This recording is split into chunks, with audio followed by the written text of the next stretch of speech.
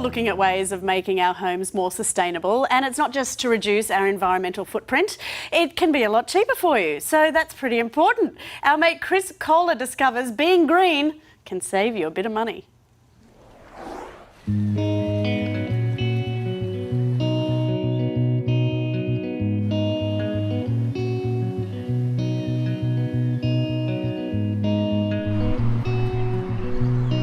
This home has street appeal in spades, but what we can't see from here is that it's also doing its bit for the environment.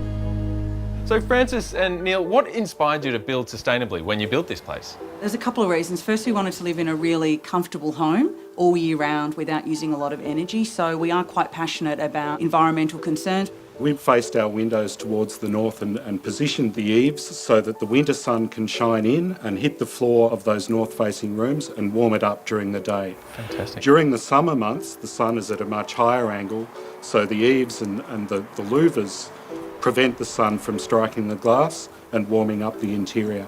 I imagine that once you're set up, you can actually save some money as you roll along. We're saving about $2,500 a year on electricity costs up front.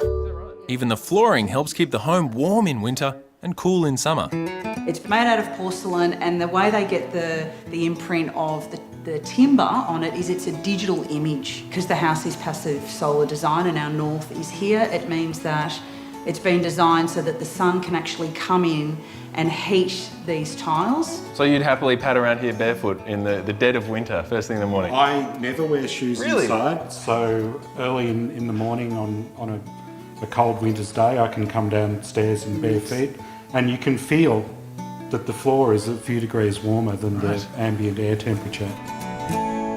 Francis and Neil's place is stunning, but you don't have to build something from the ground up to live more sustainably. In fact, there are some things that you could do right now that could end up saving you a bucket load well into the future.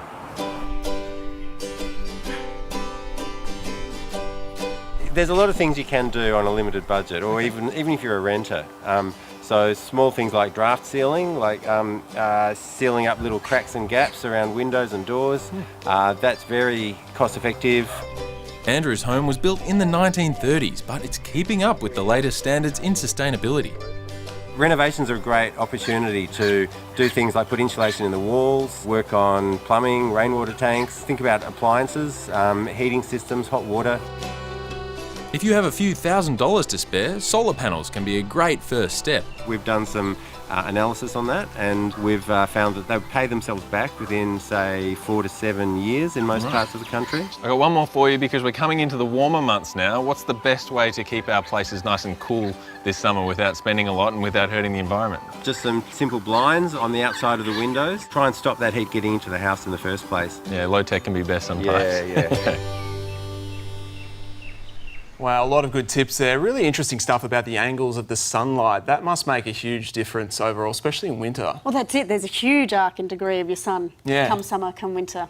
Yeah, it's good tips So, there. I can hear you saying you're going to seal up your ceiling. Seal up the roof. You know, Chris has taken this sustainable story next level. He is actually on assignment, and here he is. He's found quite a spectacular place for us to have a look at. He says it's on the beach, open plan living, bit of a rustic bathroom, a couple of structural flaws, but the current owner is a dog who is open to negotiation if anyone's interested. Heating might be a bit of an issue there on the beach, but it probably has solid Airbnb potential, don't you reckon? Absolutely.